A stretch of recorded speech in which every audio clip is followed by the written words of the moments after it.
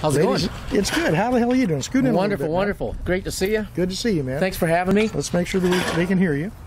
Okay. And it's Tommy. Last name? Tommy Holloway. Holloway. Hey, at least I had the first syllable right. I said something to Bill earlier about Tommy, what is it, Howard? So I got ha. I got ha. You got the ha? Yeah. So that's the Hawaiian part of your blood, right? Just as long as you don't go ha-ho. Tommy Holloway. So talk to us. Tell us about you, man. Are you an Arizona native? Actually, I've been in Arizona 35 years. I pretty much consider myself a native. I'm originally from Iowa. And started out my career as a gospel singer, sang all over the place, and did a lot of different churches all through the country. Hallelujah! And got here in 1970 was the first time I came to Phoenix, and sang at the Phoenix Baptist Church down in Phoenix and on Bethany home in Central. Anyway, but from there I ended up doing professional entertainment with on cruise lines and all that good stuff, and casinos and resorts. That's a hell of a job, isn't it? Oh, it is if you're what, 2 weeks having to on? wear. Yeah. No. If you're I actually did shows on the cruises, so we weren't considered the status of like the guys that worked in the lounges. So the guys that worked in the lounges, you had to wear 2 hats in order to come upstairs and be around the guests. So, but I had guest status basically because I was a contracted headliner. So, yeah. Have you ever played at a church in India? Yes. Great band. Reverend Asher Harris. Man, that's been so. All of this has been years and years ago. I was in my teens, but it's very possible. I mean, I'm from Iowa, so we hit all the Midwestern stuff, years ago. So tell us about your music. So the best way to explain it is it's 100 years of music, and in about 12 genres of music. So do any country?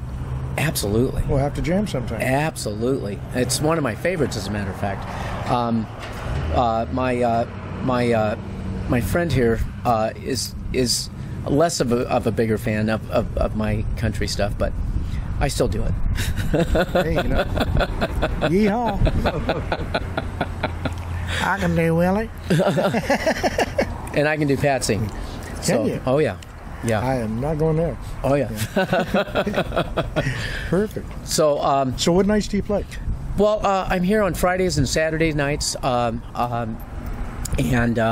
we have a few other people that actually sub in and play here as well, because it's just kind of it's an attracted area. It's an area that it's not just transient.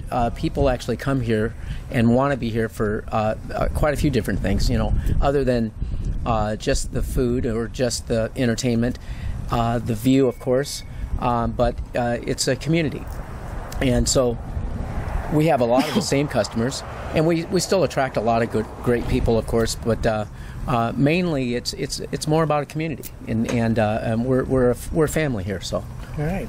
Well, speaking of family, we got Heidi right here, looking like she's ready to talk some more. So, Tommy Holloway. Wonderful to meet you. Thanks for spending a few minutes with us. Thanks for having me. I appreciate it. And Heidi, welcome back to the show. Thank you. So, you brought a pink margarita. So that is one of our signature margaritas. It's a prickly pear margarita, and we actually harvest that right from the desert. We pick our own prickly pear fruit, and we make a lot of different dishes from that. Actually, Kenny will be showing you some dishes that we use from the prickly pear. One of my guests a few weeks ago was Gregory Asplin. He's the creator of Desert Cider House, where they actually ferment hard ciders here in Arizona. They're Arizona's oldest operating cidery, and they have a prickly pear cider. Oh, we'll have to get that. He does. He has Desert Dragon, Desert Zephyr, and I forget what he calls the prickly pear one. But I'll have to put you guys together. Yeah, that's great. Because Desert Dragon and Desert Zephyr are supposed to be pretty good. But the prickly pear, when you said this was a prickly pear margarita, it reminded me that I try to connect people when I can, because this is all about helping promote local businesses and get local businesses more business. So that's excellent. That is a nice margarita. Isn't that That's yummy? got a nice taste. Oh yeah. And it's pretty. I might have to stay here for a couple hours after the show. And it looks like the sunset. Now, we have coming up Kenny, the chef, here at VU Bistro. What you got there, Kenny? What we have is everything indigenous to Arizona. Here. I have a sauteed smoked Nepalese cactus with tequila lime. High country raised black Angus from Arizona. And this is a short rib. Also prickly pear, gastrique, and just a little bit of Arizona.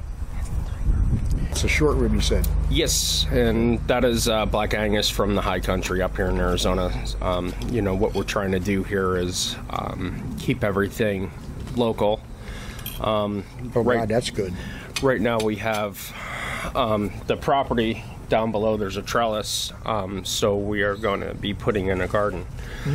So the farm to table philosophy, and up top over there is all my herbs. So that's in the works right now. Long-term plans with this, we want to do something for homeless vets, and I'm going to try to get 6 other restaurants involved, and 7 bakeries involved.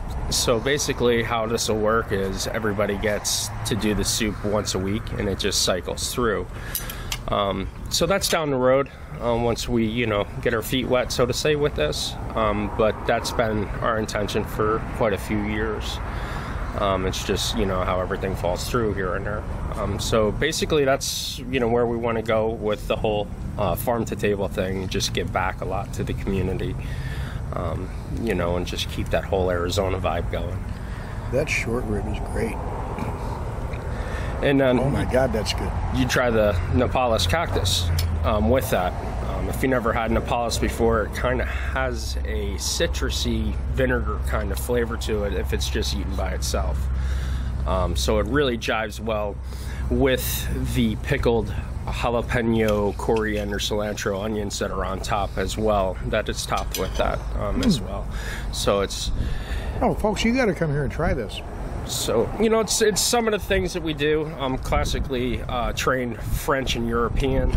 So I've been out here in Arizona now for about 24 years. So what's cactus in French? I wouldn't know that. I'm an Irishman. But what yeah. A sticky plant. Yeah. So, with Arizona, with that being said, there's definitely there's a lot of things out here that people don't realize that are edible. Predominantly almost everything in Arizona out here is edible. It's just getting out there and figuring stuff out for yourself. Yeah. So we do a lot of stuff out there, wild harvesting stuff. We do a lot of mushroom picking up north, and morel season's right around the corner. Heidi's probably by far the best portocini mushroom finder out there. Really? I just got her into that last year, so she's just been having a hoot with it. She's became just, she can spot them and I don't even know they're there. So we do a lot of that. Unfortunately, with Arizona, we can't bring anything into the restaurant on that end of it. So we eat well. Excellent. Excellent. So tell us more of the what's on the menu. What's on the menu? Basically, I change the menu out weekly, a madman, so to say. We do have a set menu, that is our house menu. But what I do is every week I have one page that I go through. So basically it's continental, international cuisine. I'm all over the board. And the reasoning behind it is to keep the freshness going. So whatever fish is in season, we're on that. Whatever produce is coming through, we're doing that. So basically I'm just staying with the cycle of how everything's coming to us, and in turn the freshness is delivered to the customers. Excellent. Excellent. This is really good stuff. Pleasure meeting you. Ken, love your show. Nice. Thank you, man. Thank you so much.